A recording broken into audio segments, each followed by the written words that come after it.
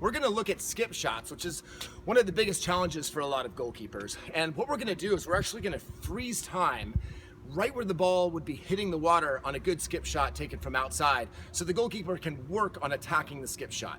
And the idea with the skip shot is really, it's very similar to the step move, which we've done in previous videos, but instead of just stepping laterally, ideally we're trying to get our hands up and out to exactly where the ball is hitting the water. And so as you'll see in this drill, the partner is going to hold the ball exactly where it would be hitting the water in the case of a good skip shot taken from outside. And the goalkeeper will be set at various instances. He'll be out of position in one where he's coming across the goal. He'll be set on the shooter coming out. And the idea is that we're just trying to meet the ball where it hits the water.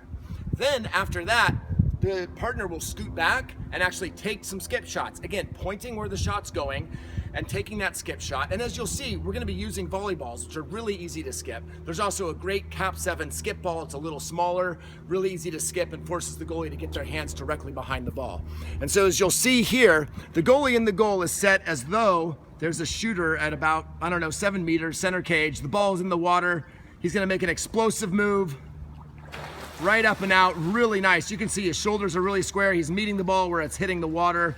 Now he's, as though he's out of position, he's gonna have to come across the goal with one hand. And again, he's getting his hand directly behind where the ball would be skipping and smothering it. We'll go one more of those. Again, watch with good fundamentals. His head starting to move. He's not coming up first, out, smothering where it hits the water. Now, you'll see his partner scoot back to about 5 or 6 meters, and she's just gonna point which direction she's skipping and then take that skip shot.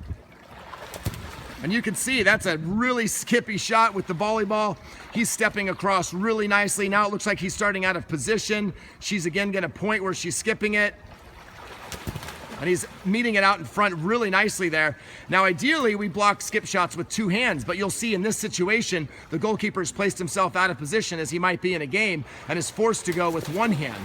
And this is where the skip ball really becomes important, because goalies sometimes want to have the skip come to them. And when that happens, it's just a matter of luck whether or not it's hitting you. Whereas if you're coming out and smothering the ball where it's hitting the water, you're having a much better chance of smothering the ball and blocking it no matter what sort of skip it takes.